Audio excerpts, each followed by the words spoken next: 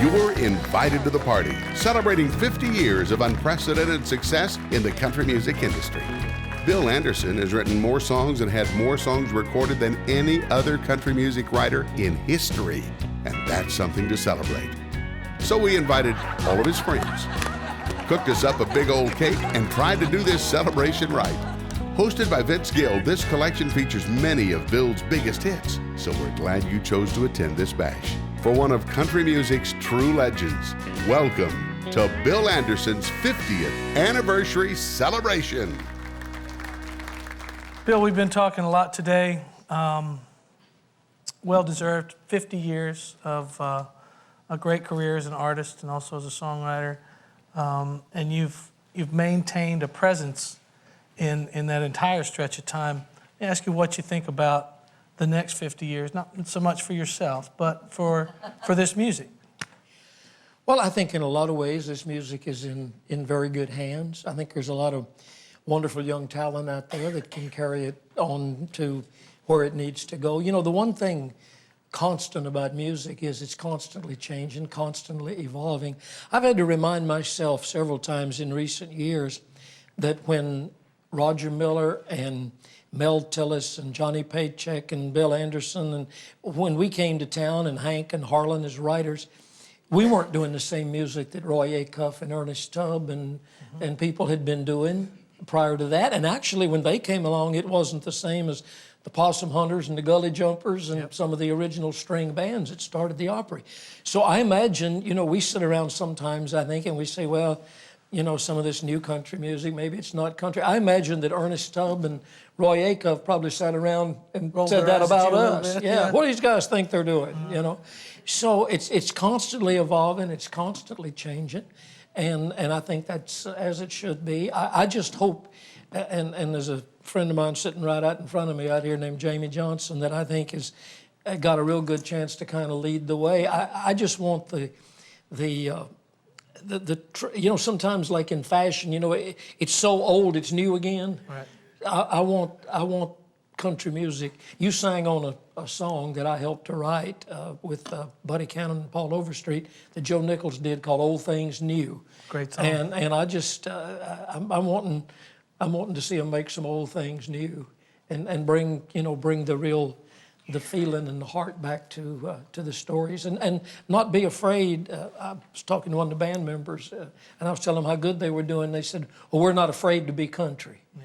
And I don't think any of us should be afraid or ashamed to be country. Well, I'd love to hear you say that, because I've felt the same. We had this conversation, the two of us, some years ago, and we made that comment that at the time when you were really striking that hot iron, you were not as what had come before you. And, that's right. And I think that the one thing I noticed that has disappeared slightly with what's going on today is the element of traditional country music is maybe not as big a part of it as it always has been. I thought things always got contemporary. Whether they got Southern rock, whether they got pop, it didn't matter which way it went, but there was always a traditional element that never lost its way. There was always that going on, and that seems to be the one thing that doesn't quite have the place that it always has, which I really miss. We have a young girl here today that is of that ilk. She really loves the great traditional country music. She's become a new friend of mine, and I know she's probably recorded some of your songs and made her first record, and she's someone that all of us are kind of going, oh, great, somebody's wanting to be a really traditional country singer. Yeah. And Tia Goins is here somewhere today. I don't know where she is. There she is in the back. Hi, Tia. Hey. Thank you. I can't tell you all how honored I am to be sitting in this room. I grew up in Missouri, listening to an AM radio and my grandma's record collection, and most of the people that are sitting in here influenced me, and especially you, Bill. I grew up just loving traditional country music. It's all I knew. It's all I knew that was even out there. And to be here today among you all, I'm very humbled and very honored to be a part of this. Well, you just keep that torch burning bright. I'm gonna do my best. I feel like there's a whole generation out there that doesn't know this kind of country music, the kind of country music that we do, and I hope to get it out there so that those kids can know where it all came from. Got a song picked out and sing for us, buddy? I do. I'm gonna walk out backwards if that's okay.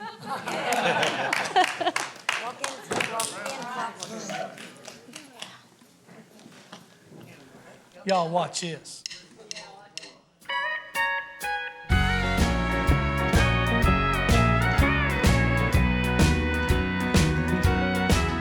I'd rather live a life of lies and fantasy than to face the truth and realize you're leaving me. You build me up so high, my heart can't stand the fall. And life without your love just isn't life at all. So walk out backwards if you must go. And please don't wave goodbye. Just wave one last hello. The truth won't hurt so much if I can just pretend. So walk out backwards and I'll thank you walking in. Oh, yeah.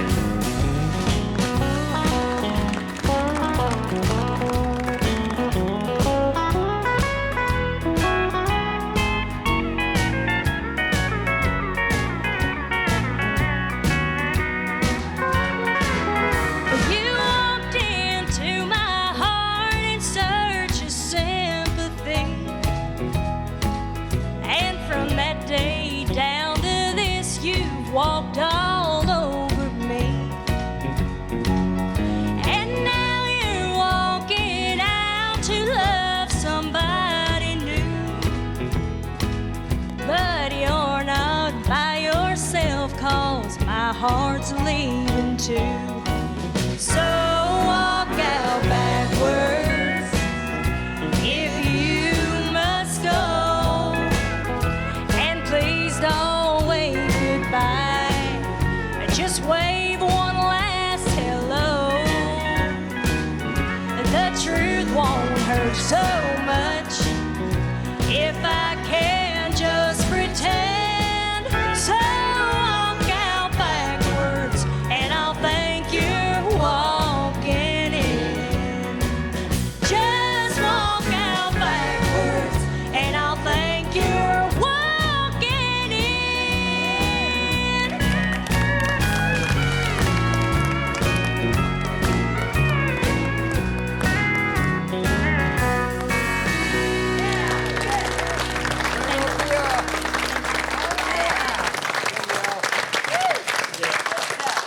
Great job, Tia.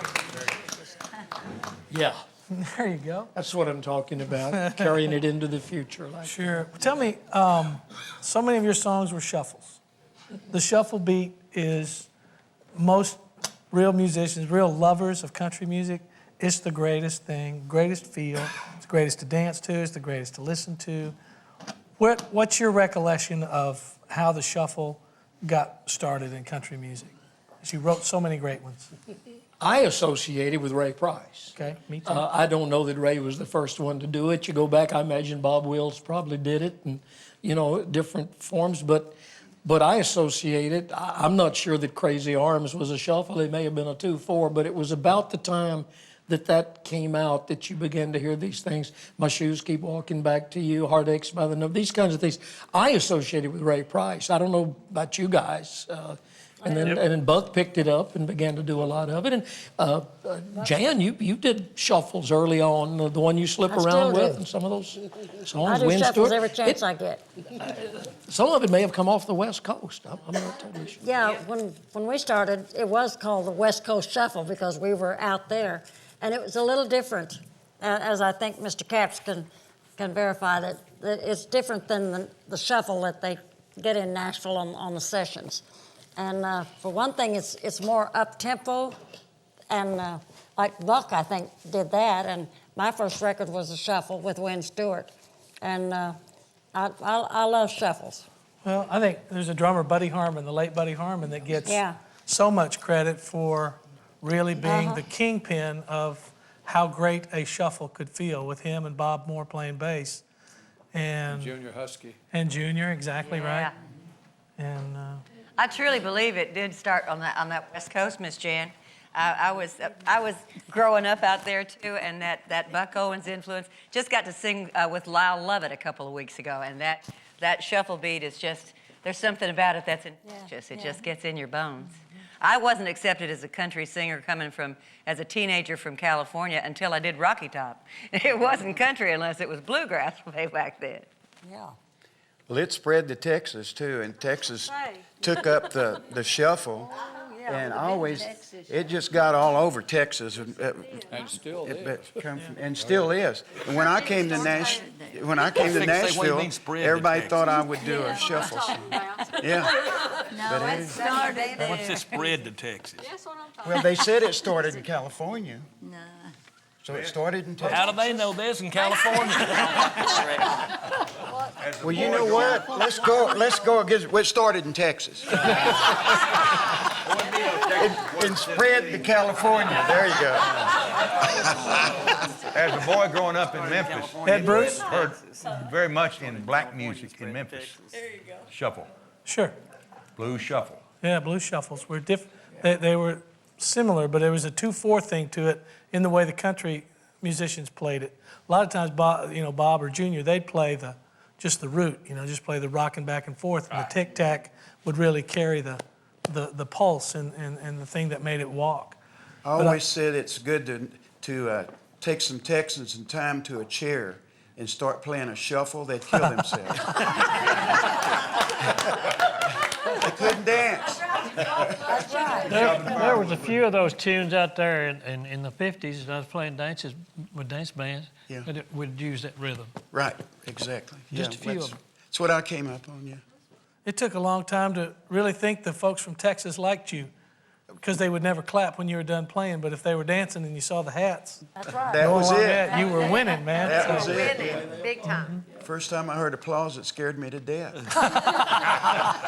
hate me. That's great. They want me off here. I'm just curious because, like I said, so many of your songs, City Lights was the first, was it not? Was it one of the first? Well, let me ask you, to call it a shuffle, does it have to be the walking? Does it have to be the four beats to the bar? The 4 on the floor, I don't know. You'd have to ask a drummer. What's the real difference? Well, the 2/4. There's a 2/4 shuffle. 2/4 shuffle. Yeah, there's both. I mean, there's some where the Just a drummers slow shuffle, 4 I on the think. floor with the kick and Because they know and more about that everybody's than I walking. do. But If it ain't walking, it ain't talking, Jack. Well, you're right in that there's nothing like a shuffle to wake up a good country music crowd. Boy, you tear into one of those and it'll usually do the trick. And I would think in the day, we were talking earlier about how things change, and I would think in the day that when that came across and it was honky-tonkin', that must have felt like rock and roll in comparison to, what Roy Acuff might have been doing, the Carter family, or what have you, And in the day, I'll bet, man, it's like, and really needing the drums. feeling like beer now, feels like a beer joint. Well, Jimmy Fortune is with us today.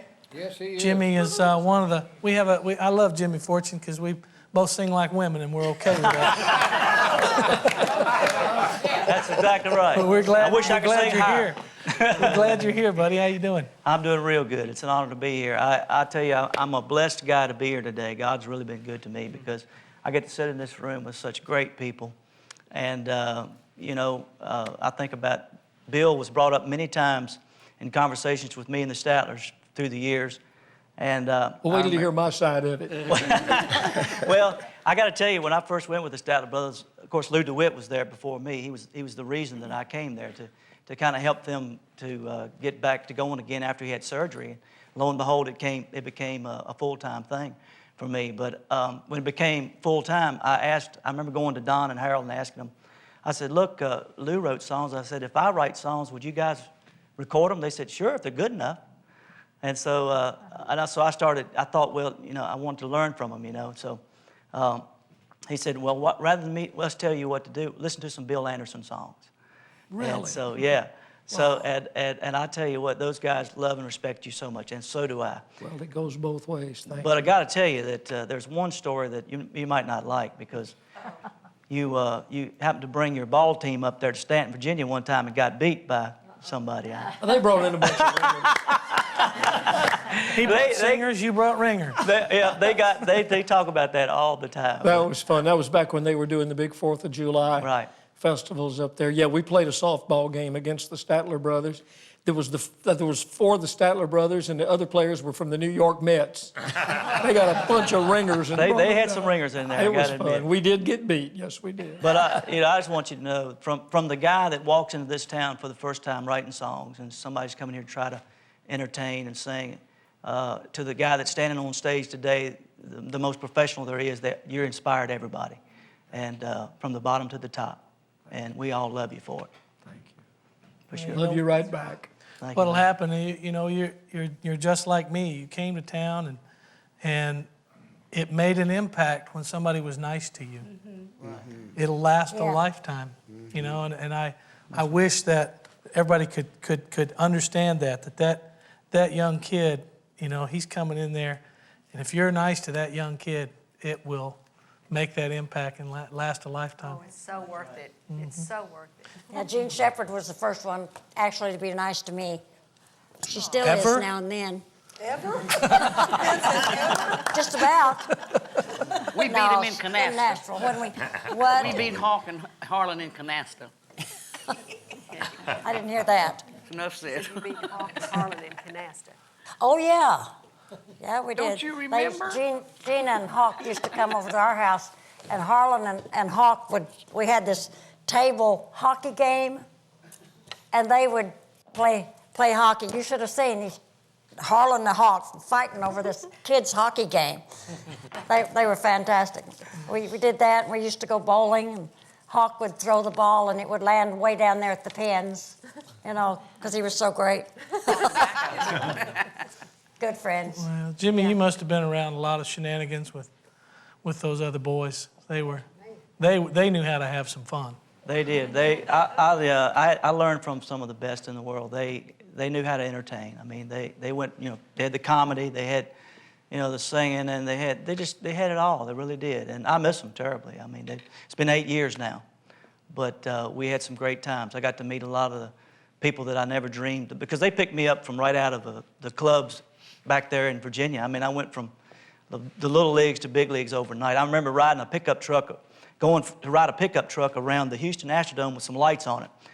For the first time, I'm with those guys, and I'm like 40,000 people, and I'm just standing there going, what do I do now? And Harold says, boy, start waving. I said, they don't know me. He said, they just wave anyway. You're on a truck with lights on it, So it was just mind-blowing to me that I got to meet people and do the things that I did. And I was very thankful, but also I was scared to death, too, the whole time. But they really made it really easy for me. Well, I'm sure, and they were so loved that I'll bet that made it even easier. Well, everybody loved them. That's exactly right. So they knew going in that I was there to try to help out. It wasn't like I was coming in to try to really take somebody's place, because but Lou DeWitt, bless his heart, he passed away back in 1990 of Crohn's disease, and we miss him terribly still. He was such a distinctive part of their sound. Yeah. Right. But I really think, Jimmy, that you made your own place in that group. You did. Because there was the Statlers then, and then the Statlers later. Well, and that sound that you brought was the distinctive good thing too. was when I came into the group, I didn't try to change it. I wanted to blend, because if the blend wasn't there and it stuck out, then it wasn't going to be the same. So it had to blend. But it also had your songs. Well, that's right. I got as much of it as your singing. Right. It was your heart as a songwriter as well that made an impact. And well, I still say today, God had His hand in all of it, and more than I can even imagine. Even when I look back on it, I think, man, I can just see it. That He said, here's this song. I know you need it right now, so here. And so I took it and run with it. But it was a great time with those guys. 21 years. That's I still great. can't believe it. Wow. Well, would you put a good Bill Anderson song on us? I'll try to. I'll get up here and do something. Sing it up there high where men's supposed to sing. Well, What is your line about? You sing like a girl, I sing but like you live a in a woman, nice but I live house. in a nice house because Oh, I yeah, sing here like we a go. woman. I don't have my glasses, and I'm going to read this off the paper if you don't mind. But this is a Connie Smith song, and I didn't wear my tight underwear today, so there's no telling what might happen. But kick her off there, boys. We'll see what we can do. All right.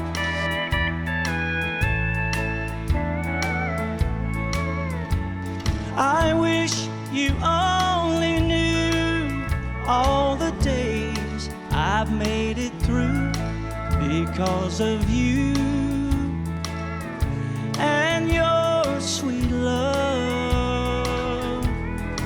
I wish that I could count the times peace and comfort filled my mind because of you and your sweet love. You're what keeps me going, the sun that lights my sky, the rose that blooms in winter, the rain that cools July. Never try to tell me it wasn't God above that sent me you and your sweet love. Mike Johnson, y'all, is here.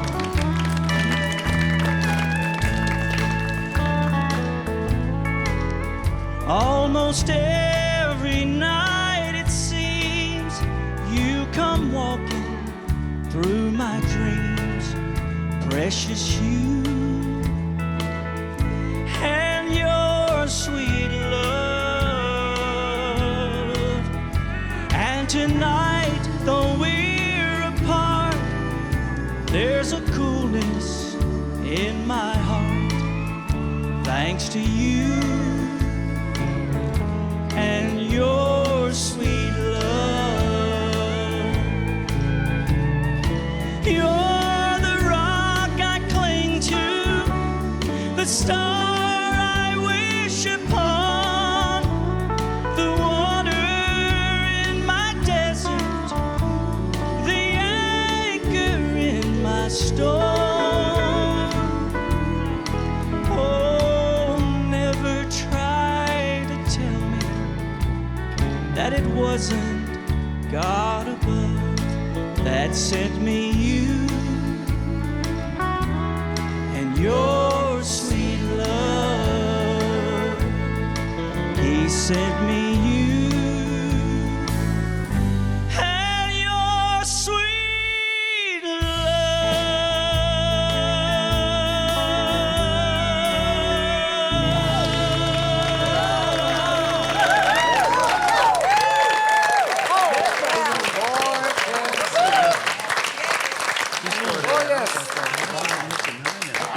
Way to go, Jimbo. Thank you, buddy. God bless you. Attaboy, way to do one for the high singers, pal.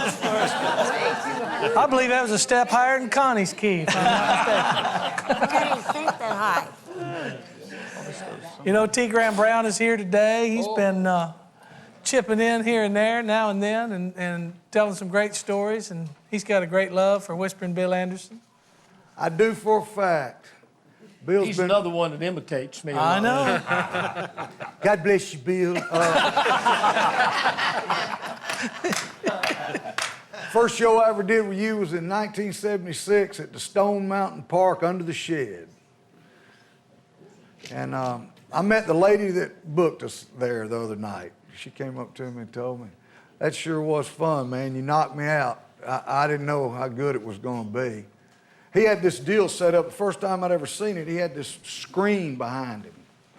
And I guess you started out in the year 1959 or 60 or whatever. He had a smash for every year. He'd put the year, you know, and he'd sing. And it was awesome, man. Hey, thanks for letting me be here. Thank you for being here. This is really cool. I was listening on the way into you and Gary Nicholson and I wrote a great song one time, and I was listening to it on the way in. I was thinking, man, I got to write with Bill Anderson. How cool is that? Boy, you sang the fire out of that too. You talking about Which Way to Pray? Yeah, Which Way to Pray.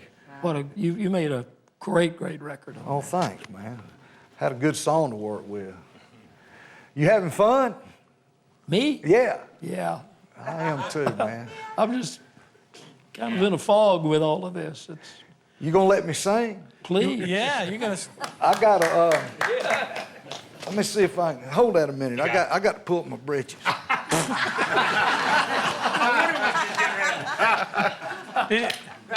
And I got to take. Did you unbutton the top button? Well, they're drawstring pants. It's hard to do that. So I'm so glad that you started off by holding the lyrics. Sure. Amen. He don't know any of my songs. Hey, so I don't know if you know this. I'm going to sing I May Never Get to Heaven. When'd you write this? 1959. Really? Wow. When Conway have the hit on it? 1970. This song was recorded. This was one of those songs that just never seemed to find its true mark. I mentioned B.J. did it, and it was the backside of one of his big hits. The original record of this song was by Don Gibson, and it was the backside of Just One Time, which was a monster. We never could get this song in the right hands until Conway got a hold of it, and he cut it in 1970. Buddy Killen wrote the melody to this, and I wrote the lyrics. Well, it's cool. I hope I can sing it. I hope I can do all right. I'll bet on you. All right, guys, now I'm depending on you.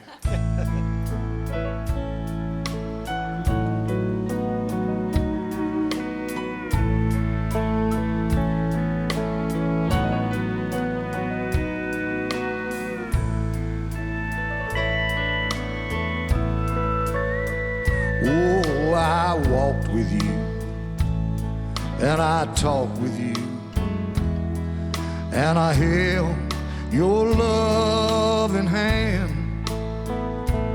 Yeah, we loved a while and lived a while, and I thought that fate had it planned. Oh, then someone stole my angel, and I lost what I love most. I may never get to heaven, but I once came mighty close.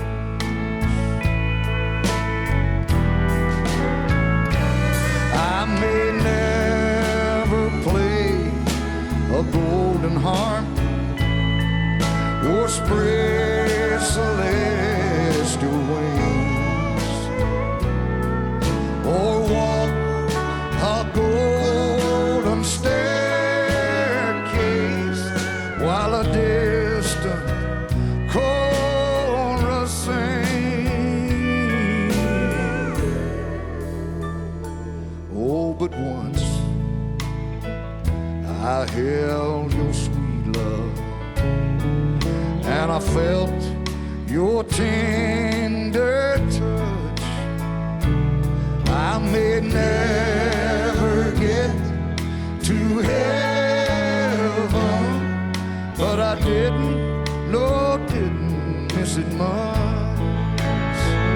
I may never get to heaven, but I once came mighty close.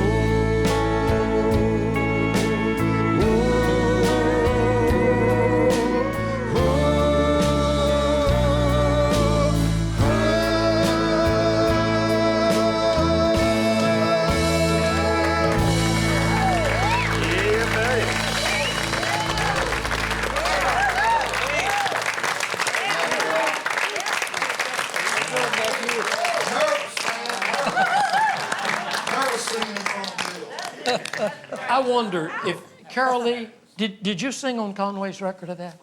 I didn't sing on this one. Because you sang on so many of them. Yeah. And I thought maybe you sang on that. No, one. this was, he had changed over to a different vocal group, and in fact, Owen wasn't producing this.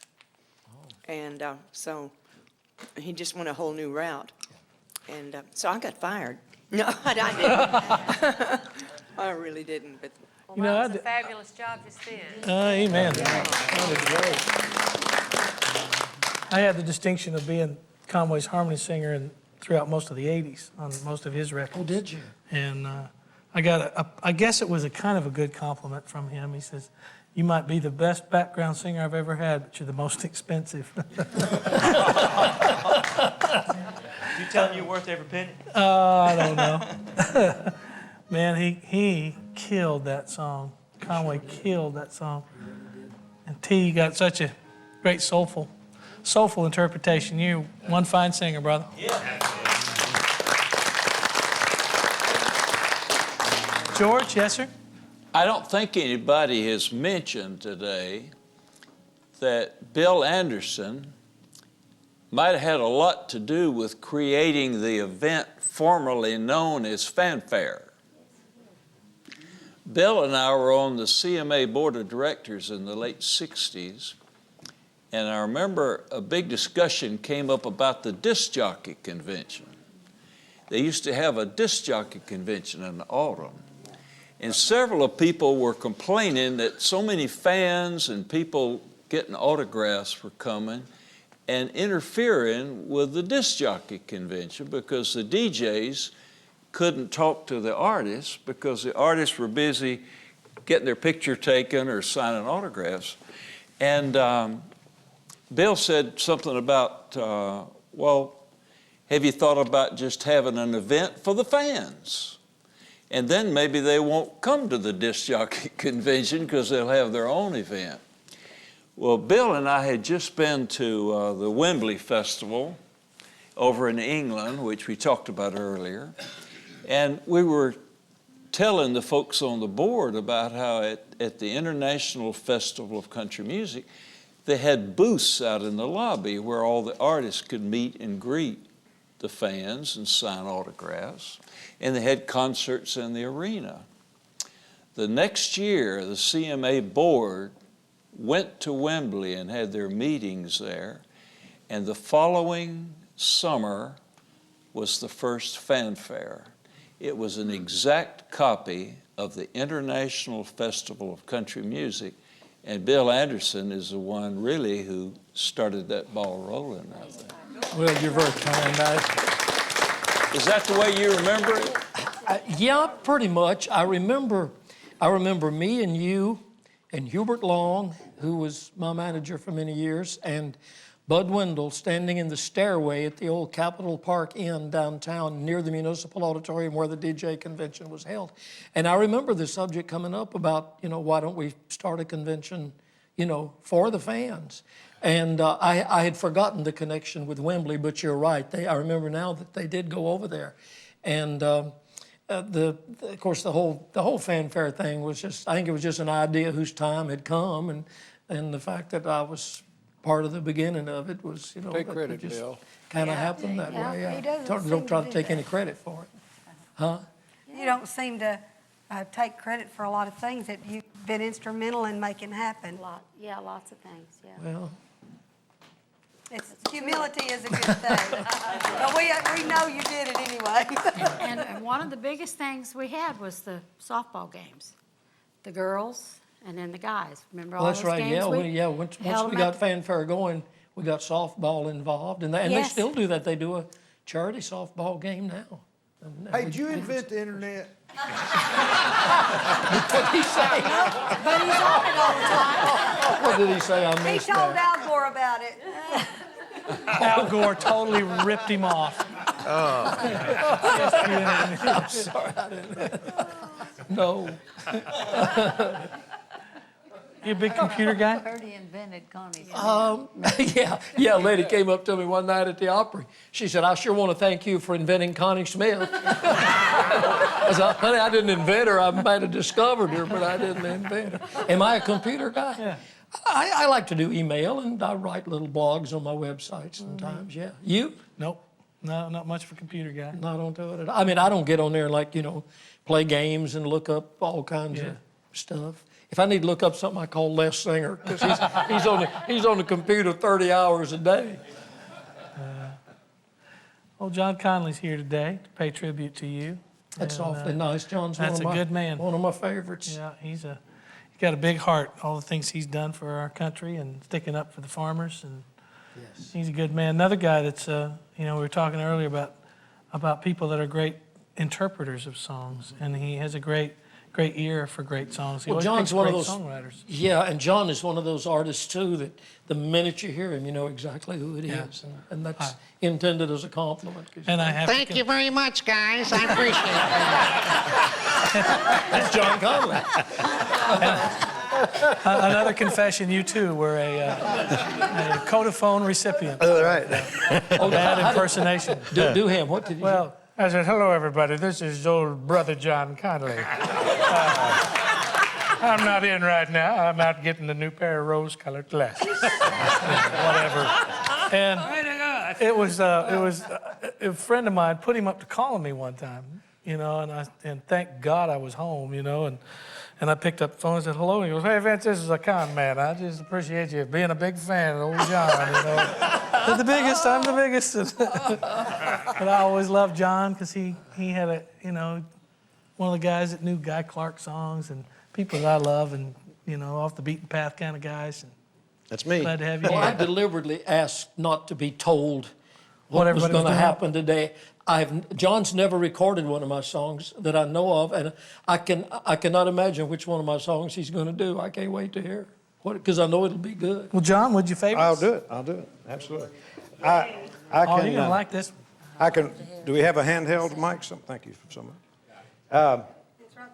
My first exposure to Bill on record was, a lot of you know I was, and still am, an undertaker, licensed funeral director. And he writes prescriptions. And when I was working at the funeral home in Versailles, Kentucky, they moved me into the funeral home. They gave me a room in the funeral home just so I'd be closer for when the ambulance calls came in and that kind of stuff.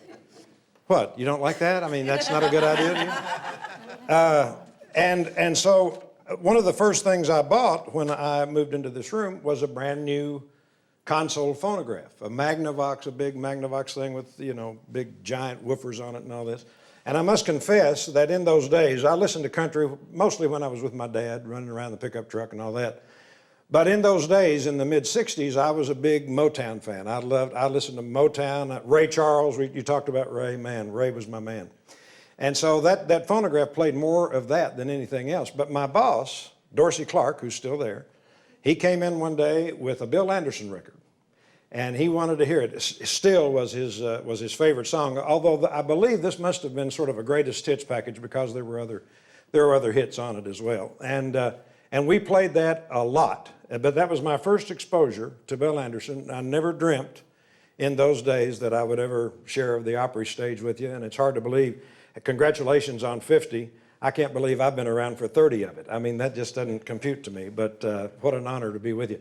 When they invited me to do this, the song suggestion was a lot of things different.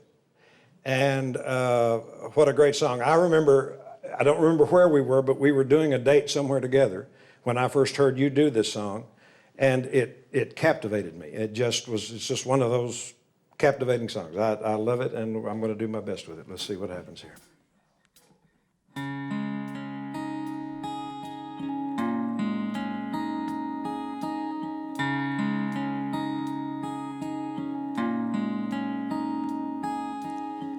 I'd have spent a lot more time out in the pouring rain without an umbrella covering my head. And I'd have stood up to that bully when he pushed and shoved and called me names. But I was too afraid. And I'd have gone on and seen Elvis that night he came to town. But Mama wouldn't let me. And I'd have gone skinny dipping with Jenny Carson that time she dared me to. But I didn't.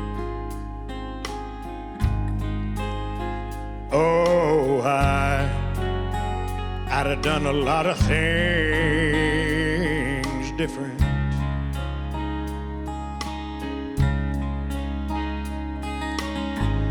I wish I'd have spent more time with my dad when he was still alive. But now I don't have the chance. And I wish I'd have told my brother just how much I loved him before he went off to war. But I just shook his hand. And I wish I'd have gone to church on Sunday mornings when my grandma begged me to. But I was afraid of God. And I wish I would have listened when they said, boy, you're gonna wish you had. But I wouldn't. Oh, I'd have done a lot of things different.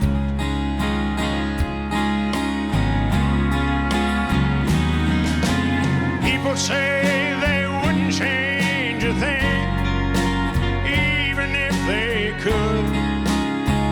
Oh, but I would.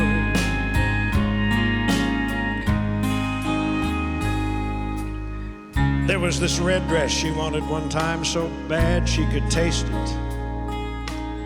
I should have bought it, but I didn't. And she wanted to paint our bedroom yellow and trim it in blues and greens. And I wouldn't let her. Wouldn't have hurt nothing. Oh, and she loved to be held and kissed and touched. And I didn't do it. Not nearly enough. And if I'd have known that was going to be our last dance, I'd have told that band to play on and on, on and on and on. I'd have done a lot of things different.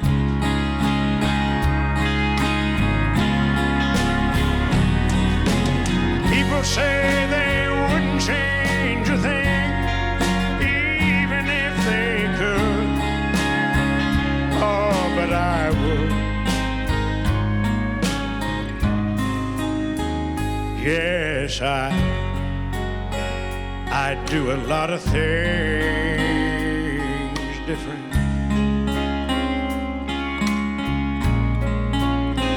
Oh,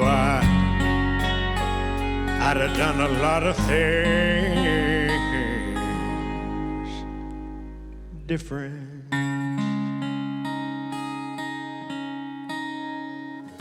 Great song. Thank you. Thank you.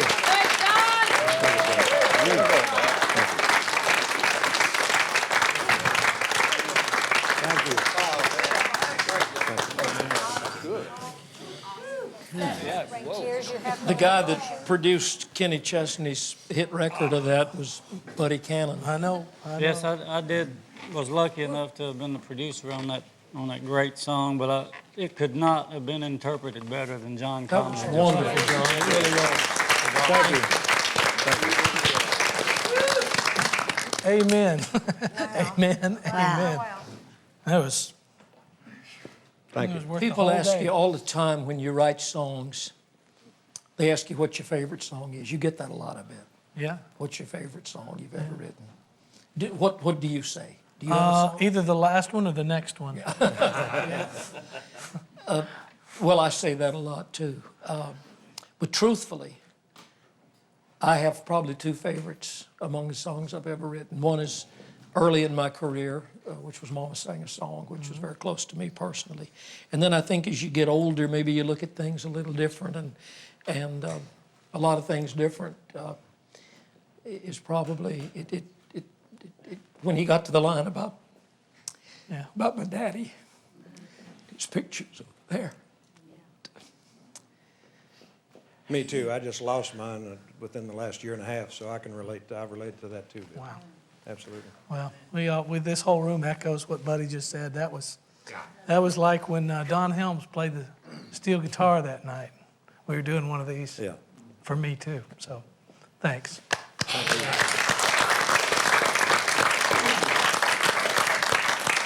Somebody do another impersonation of Bill. I was gonna ask you, Bill. You know, you're just talking about your dad.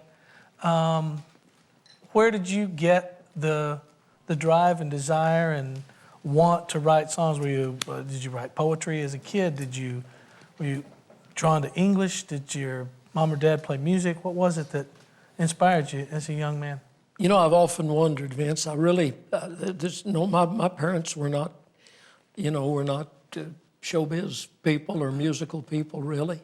I've always loved to write. I wanted to grow up to be the world's greatest sports writer, because sports was my other love. Country music and sports and writing were always my three passions.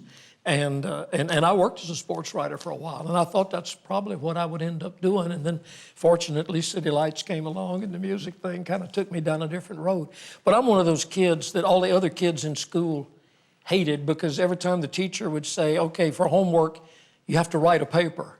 Everybody go, ugh. I'd go, good, how long can it be?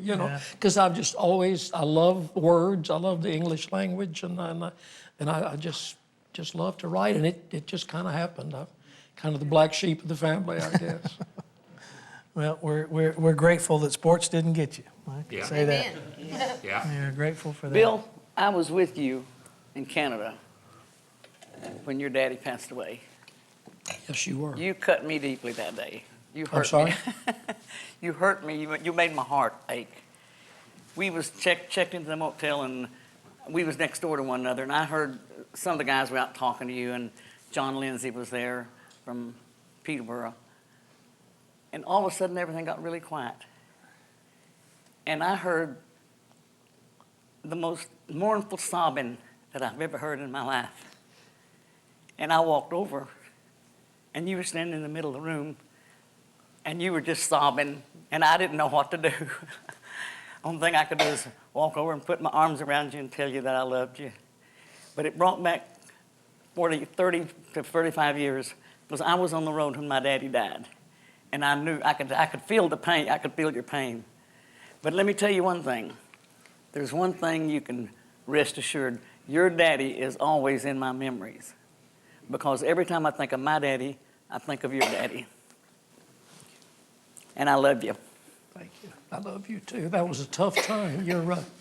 We had just left Winnipeg and driven out to Brandon, Manitoba, and had just gotten into the hotel. My sister called and told me that Daddy had passed away that morning. And your husband, Benny, got in the van and drove. We had just come from Winnipeg. He got in the van, drove me back to Winnipeg so I could catch a flight home. And he's a pretty good old boy. Yes, he is. I think you I'm need gonna to keep him. 42 years. That meant an awful lot to me. You were there when I needed you. And I remember that hug, and sometimes a hug is all you need. Oh, we just helped one another and cried, and it was, whew, it hurt, but it helped. And isn't it wonderful to have a gift like you have to turn emotions like that into a song that can let those emotions out and let other people identify with them? Mm-hmm. Isn't that what you do when you try to write a song, is touch somebody's heart and soul? And boy, you've done it. Thank you. You've done it. How many times? Thank you. I knew Bill's mom and dad very, very well. I mean, they were just so great and sweet people. I love them. Well, and you know I did. And Bill's mom, I had on some glasses one day. They were kind of rimmed or something, and she wanted to know where I got those glasses. She wanted some just like them, and she did. There's a picture of her in those glasses particularly. But that meant that she really liked something that I had on. But I love them dearly. You know what Roger Miller told my mother one time? My mother was one of those people that she didn't have that little policeman in her head. If she thought something, it came right out of her mouth. Yeah, guilty. Roger Miller told her what Roger Miller said, Ms. Anderson, you were born with a silver foot in your mouth. Oh, bless her heart. Hey, Vince, I have a question. Yes, sir.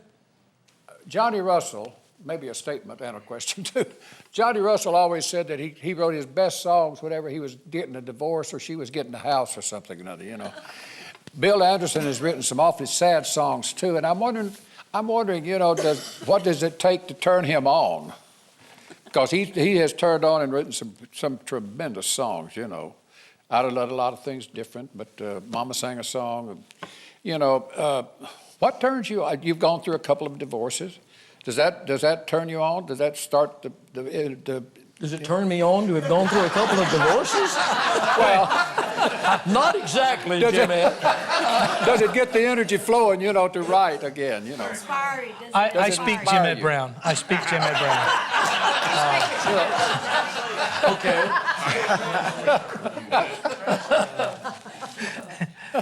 You know what he Well, I means. said, Come on. I said earlier, you know, I had my heart broken real bad before I came to Nashville. I took water out of that well for a long time. You know, I think the greatest thing that a songwriter can have is empathy, which is to be able to put yourself in somebody else's position. So somebody says, well, have you lived all the songs that you've written? No. You can't. Of course, I'd be 700 years old if I had lived them all and have a lot more wrinkles than I do now. But if you can put yourself into somebody else's place when you're trying to write, say, how would somebody else feel about this, or what would touch them? A lot of songs came from that, and a lot of them came from, like I said, from the well of going through something that hurt me pretty bad. But I mean, I've written a lot of happy songs. I can't think of any of them right at Wild Weekend. Vince, Yes, sir, Larry. I made Bill cry one time. Years ago. Was that in San Diego? This is it. This is it. I'm determined to tell it. A friend of mine had a beautiful hotel in San Diego, and he said, Larry, anytime you want to come stay, you have the presidential suite, no charge. So I called Bill. I said, would you like to go to San Diego? We can go for 10 days or whatever, hang out, do some shopping, and have some fun. He goes, and I said, well, it's free. And so, oh, okay. So here we go. We go to San Diego. We check in. We get into the suite. And it was gorgeous, wasn't it? Oh, it was. I never saw anything like it. It was the entire top floor of the hotel. I mean, really beautiful. So I'm getting into the mood of things. And if we're going to be in this beautiful There were suite, girls there, Larry. Yes. Oh, I'm sorry. Larry, what The turns four you of on, us. Larry? The four of us. Now, wait a minute. There are a lot of people that know that can't be right. All right, so we're in there. We got settled in, and I saw a room service menu. Flipped over to the back and it said, hors d'oeuvres, great hors d'oeuvres, unbelievable hors d'oeuvres, wow hors d'oeuvres, whatever. I said, well, for the presidential suite, we got to get the best. So I order. I didn't tell Bill. About 30 minutes, here they came. They're setting all this food up on the table. And if y'all think Bill whispers a lot, let me tell you, when he looked at that bill for those hors d'oeuvres, his voice was completely gone, and he teared up. Well, I think I said about, well, you've got the suite, so I'll get the hors d'oeuvres. Yes, what he said. I didn't know you'd ordered $2,000 worth of hors d'oeuvres. He hung you. He got the suite for free. Yeah. Oh, yeah. We had fun. I don't think, as you may feel different, but I don't think you can move someone else if you're not moved yourself, whether it's as a writer or as a performer. If I'm not moved myself, I don't expect how anybody else is going to be. I don't know if you feel that way. I never thought about that, but I think you're right. Yeah, I think you're right. I think country fans especially can tell if you're faking Phoning it or it not. in? Yeah, I think they can. And I'm glad they can. Yeah. I'm glad they can, because it holds you to a higher standard and makes you want to do your best every time. I've never gone on the stage, and I bet you most everybody in this room is the same way. I've never gone on the stage, but at that moment, that was the most important show I've ever done in my life. They're always that way. And when I sit down to try to write a song, it's the same way. I want to write the very best that I can. Did you find that over the years, as you became not more successful but more experienced, did you were you willing to edit yourself, figure out from so much experience of what not to do so much? Yeah. Yeah, that's one thing you really learn. You know pretty well, you write 3 or 4 lines of a song, you really know whether you're on the right track or not. You do. I mean, it's just, and I think that does come with experience. I think you write a lot of bad ones sometimes to get to the good one. Yeah. Well, we were talking earlier about all these great songs, and nobody really hears the ones that aren't that good, sometimes because you put them in the trash can or they never get finished. And I just think that it's as a musician, it's similar too. You spend all this time learning this craft and all the knowledge you can, and then you spend the rest of your life kind of sifting it out, going, what do I really need? How can I say this better with 3 notes or 3 words rather than 6 words? I'm just curious if you were an editor of yourself. Oh, I think so, definitely. Yeah, and I get more critical the longer I'm around it. Yeah. Owen Bradley used to say, if you don't get them in the first 8 bars, he said, you won't wait for the chorus. Yeah. He said, it's got to be right there. Yeah. And that's why he believed in a lot of the titles. Right. And Harlan did too. He kept the title in as often as possible in a song. But that's what Owen said. If he didn't hear something in the first 8 bars, he turned it off. He said he didn't wait for the chorus. What's your belief in the first line of a song, of its importance? Yeah, I think the more unique you can make that first line, and yet not every song is like that. Some songs you got to write them, and it kind of has to build. But I think the more you can hook them with that first line, you got that much more going for you if you can. We hadn't heard from Jeannie Seely in a while. What are you doing over there, pal? Well, worrying right now. I'm going to do a song that Bill wrote that I recorded in an album. And I wish that I would have followed my first intuition and asked if we could have moved this up while Charlie Louvin was still here, because this was a big hit for Charlie Louvin. And I was told that we were just hoping Charlie could be here and that he wouldn't feel like singing. So I asked if I could do this song, because when I recorded on the album, I called Charlie, took all the courage I could get to ask Charlie if he would even consider coming and singing on my album, because I've always been such a Louvin brother fan. When my brother was trying to teach me to sing harmony, we would listen to the Louvin brothers and also to Skeeter Davis. But anyway, so I'm saddened that Charlie got to feeling bad and couldn't leave. So I know the song, but I'm going to take my crutch with me. Girl. And I hope maybe you can picture what it would sound like when Charlie sang the harmony with me. And Charlie, I know you'll be watching this, and we miss you right now.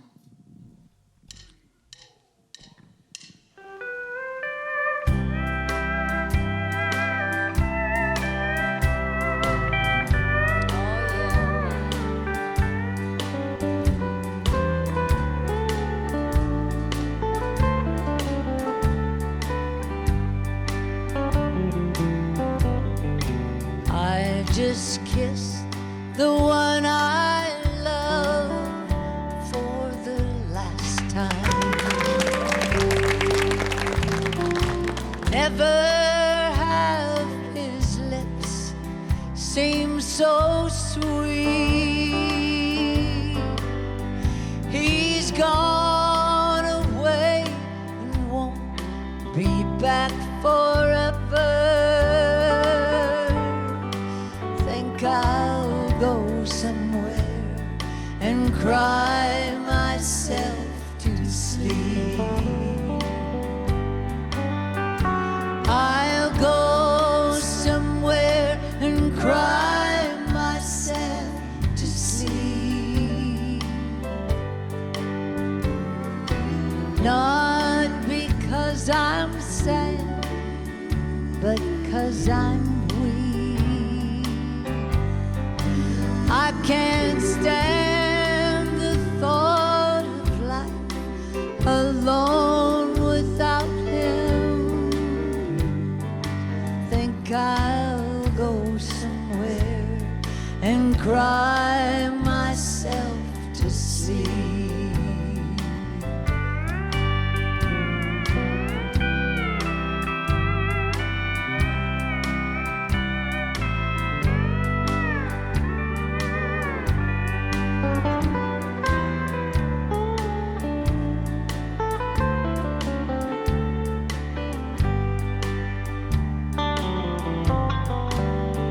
Just before he said goodbye, he called me darling. Then slowly ran his fingers down my cheek. I thought I'd die when he said he still loved me. Think I'll go somewhere and cry myself to sleep. I'll go somewhere and cry myself to sleep. Not because I'm sad, but 'cause I'm weak. I can't stand the thought of life alone without him. I think I'll go somewhere and cry myself to sleep.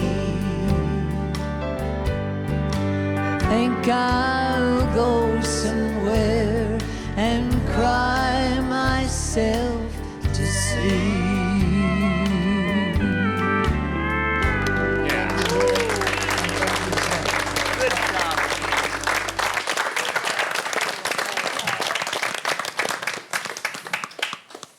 There was your great first line right there. I just kissed the one I love for the last time. I'll Great get your first line. attention. Great first line. Thank you. Thank you. Bill, we're talking about 50 years of a great career, and that longevity is as much to do with your willingness to embrace young people, your willingness to take some of the great young songwriters and champion them, write songs with them. And I know you mentioned Jamie Johnson here earlier, one of the great young guys that has come to town with a great gift. And also John Randall is here. And talk about your willingness to invest in some of these young guys. Well, let me preface this by saying that we talked about co-writing earlier, and I said I had done very little of it. The first young, new co-writing star that I ever had a chance to write with was this man sitting next to me. I was very intimidated. I've told this story before. I was intimidated by writing with somebody from the next generation. I didn't know if I could do it. He may look at me and say there's an old dinosaur or whatever, but you were so kind to me the 2 days we got together and wrote songs that it gave me confidence to want to go out and meet some of the other young people and to try and write with them. I learned as much or more from you and from John and from Jamie and other people as you'd ever learn from me. I mean, it's different. There's kind of different rules today, and you write a little bit from different perspectives. But I love it. It energizes me to be around you, to be around Jamie, to be around John and other people like that. I get so much positive energy from young people and from their musical ideas and their taste. John Randall is one of the most incredible musicians and singers and everything. I mean, it's just, I don't know why John's not the biggest star in country music, because he sure has the talent to be. And I mean that, man. And here we go in the room, and John, we'd written a few songs before we wrote Whiskey Lullaby, hadn't we? We sure did. We'd written a song called Cold Coffee Morning that you recorded, and a few other things. Yep. And we go in this day to write this. I mean, we both. He was coming out of a terrible experience in his life, and that's what spawned the mood and the feeling for Whiskey Lullaby. But here was a guy from this new generation, and everybody's saying, okay, you got to write up-tempo songs, you got to write positive love songs, and so we write a double suicide, murder, drinking song. And God love him, he wasn't afraid to do it, and in fact, he wasn't afraid to do it, he made me not afraid to do it.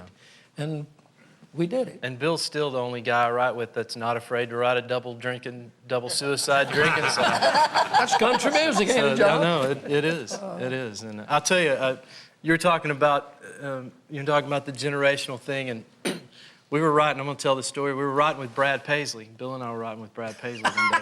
I know what you're going to tell. And we're getting ready to. We've been working on this song, and of course, Brad's hooked up to the millennia.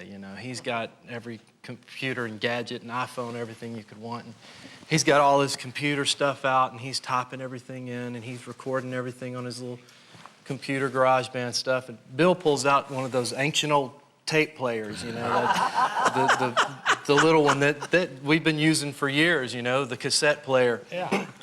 And in his pen and paper, and he gets it out, and he's pencil and paper. And Brad looks up and he goes, "Wow, pencil and paper. When did you quit using a chisel and stone?" You left out the key word. You said, "Hey Moses." Hey Moses. Yeah. When did you? Oh yeah. Bill came right back. He picked up his pencil and pad and he said, "This has never crashed."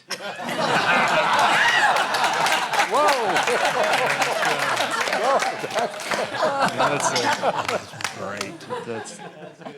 But John, speaking for our generation, yeah, the truth of it is, it's great to hear him pay great compliments. But I know for my case, and I would bet the farm from yours, you want to go to the well from where great country songs were really authentic, and they were written in the day of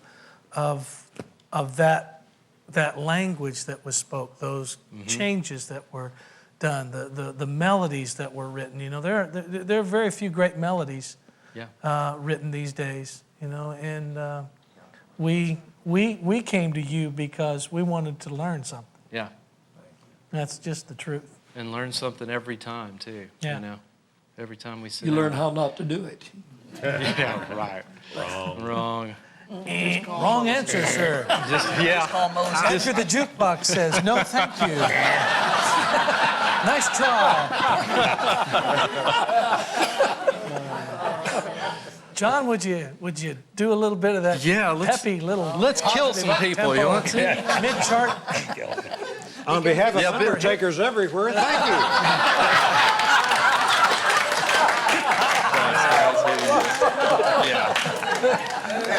I'm gonna get my wife Jessie Alexander to sing harmony up here too. Thanks, buddy.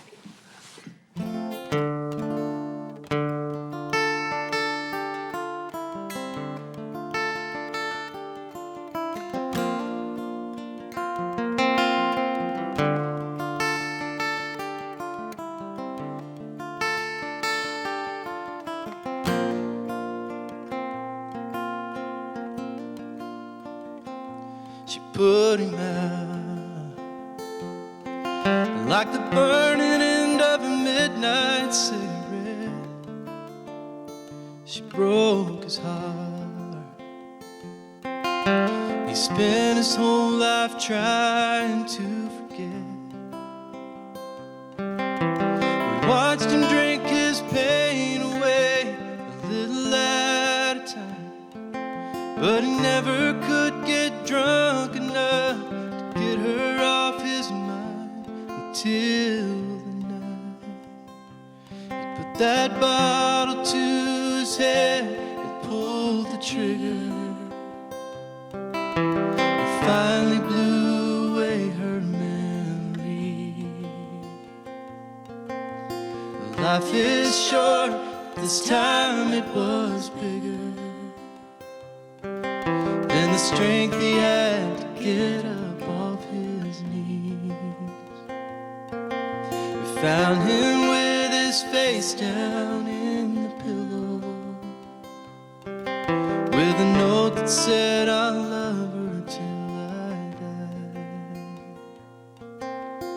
when we buried him beneath the willow, the angels sang a whiskey lullaby. La la la la la la la la la la la la la la la la.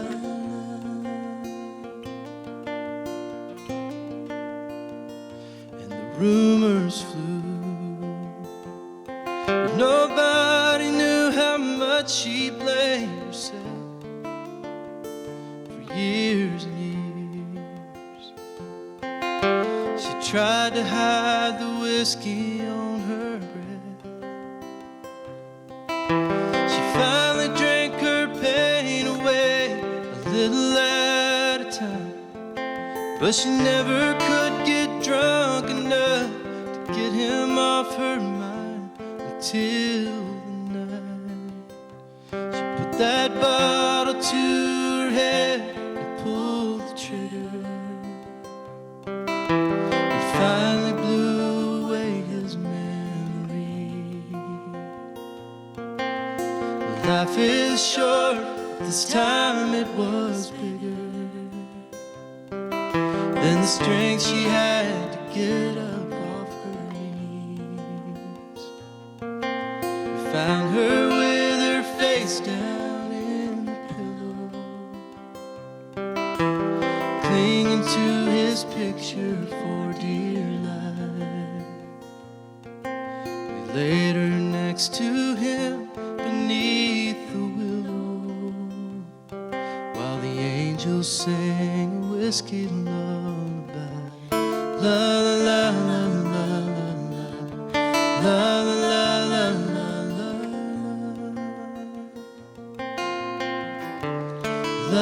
la la la la la.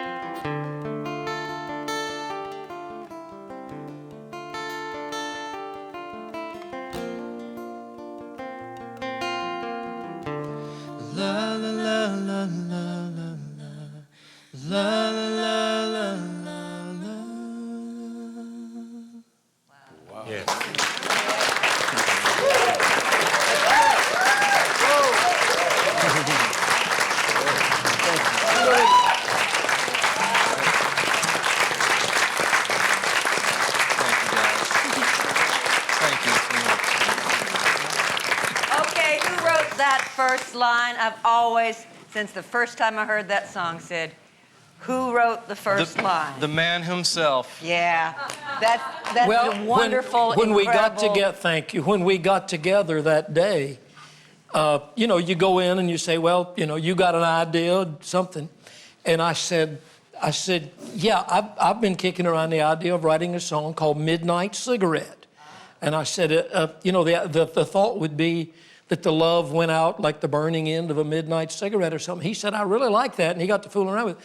And then all of a sudden, he comes up with, put the bottle to his head and pulled the trigger. I said, forget about the midnight cigarette. The idea was obviously the whiskey lullaby, but he was kind enough to leave the midnight cigarette line in there and let it be the opening line of the song. Talk about a textbook opening line. sir. Yeah, Yes. it is. Great song. Wow. Great song. Y'all did good. Yeah.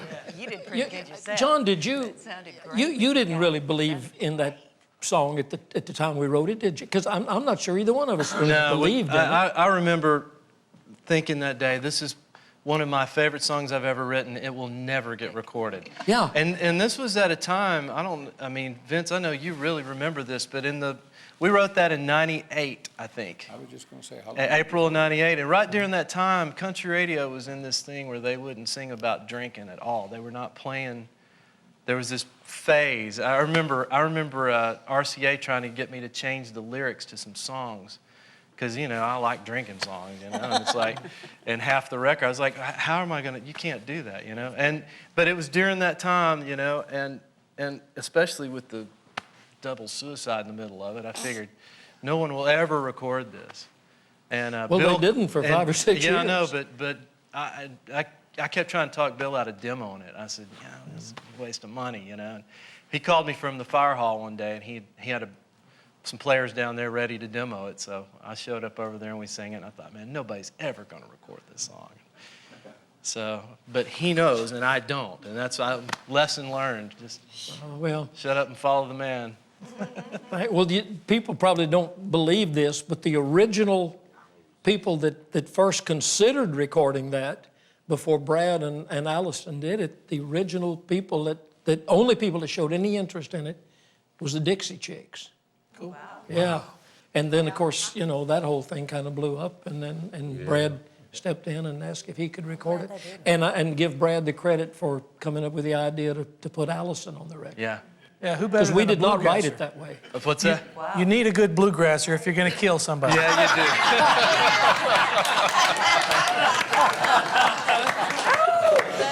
Well put. Thank you, sir. The video had a lot to do with the success of that song, too. You think? The video that Rick Schroeder produced, yeah. Because I think it cleared...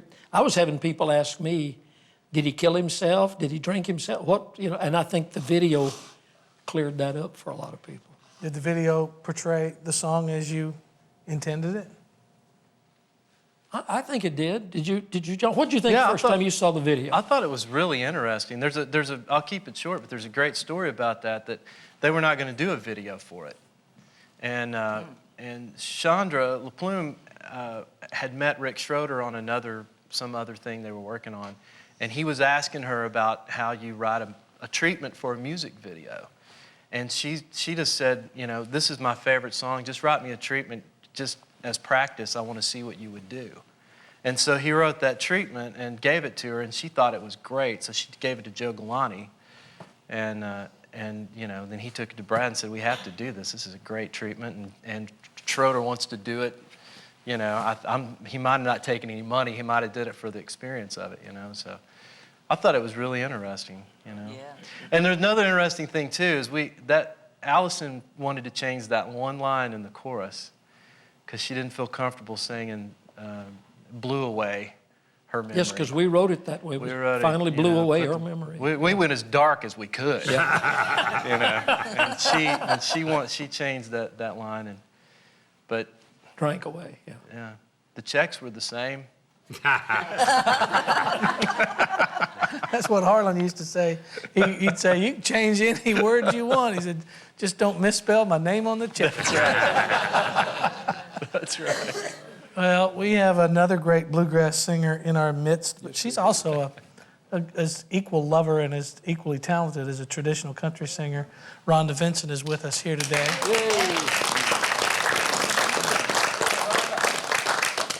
Hi, Vince. How you doing, and hey, pal? Bill.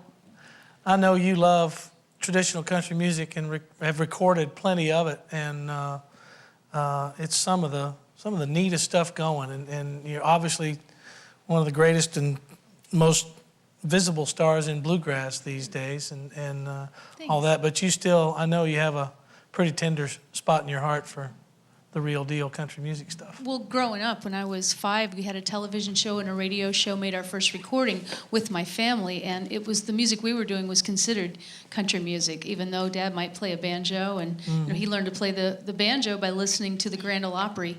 Tuned it in A, he couldn't see that Earl had a capo on. So, how many strings did he break? No, it's still tuned to this day. Really? Never broke he a still string? has his Gibson banjo, and it's tuned in. And we sang really high, so he just kept it that way, even when he discovered it.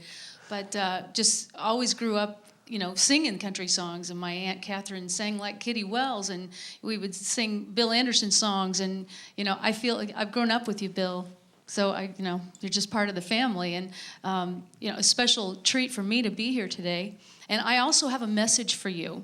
I recently performed over in Virginia, and a lady came up to me, and she started talking to me about Bill Anderson and how that she came to your show, and she told her husband that you are the only man that she would leave him for. Well, this has been many years ago, and she wanted to let you know he is now deceased, and she is available. I think that's the idea for another double suicide drinking song right there. But her name is Louise, and she's in Virginia, and I promised her I'd give you that message. I didn't know I was going to do it right here, but I thought you might like to know that. Trying to get you hooked up. That's right. Did you give her his address or anything? No, I didn't, but you can write her, Bill. You can write her. Is it BillAnderson.com? I am an internet junkie, so I love that. There's nothing more special than getting email from your heroes, so, and I think that's a wonderful thing. We have swapped a few back and forth. We have indeed. And I have to tell you, I have extreme anxiety. I had to take my jacket off from singing this song for only the second time in my life, but it's really fun for me. And do you want me to head that way? I got to go get a guitar.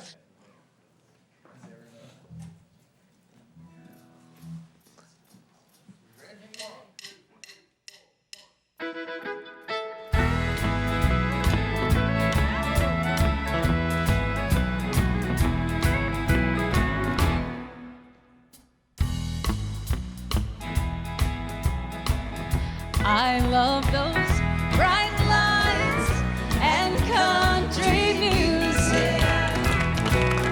I won't sit around and cry tonight like every night before. I just learned that I don't really need you anymore. I found a little place downtown where girls like me can go. They've got bright lights and country music. Bright lights and country music. A bottle and a glass. Soon I'll be forgetting that there ever was a past. And when everybody asks me just how I forget so fast, I'll sing bright lights and country music.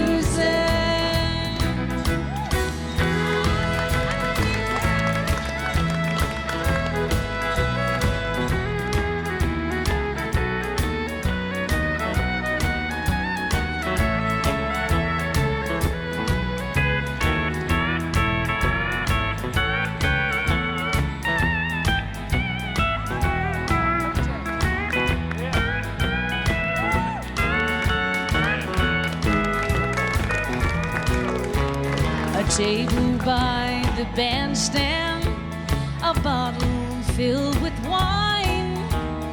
Honky-tonks were made for girls with loving on their mind. Nothing else can take away this loneliness of mine. Bright lights and country music. Bright lights and country music. A bottle and a glass. Soon I'll be forgetting that there ever was a past. And when everybody asks me just how I forget so fast, I'll say bright lights and country music. Yes, I'll say bright lights and bluegrass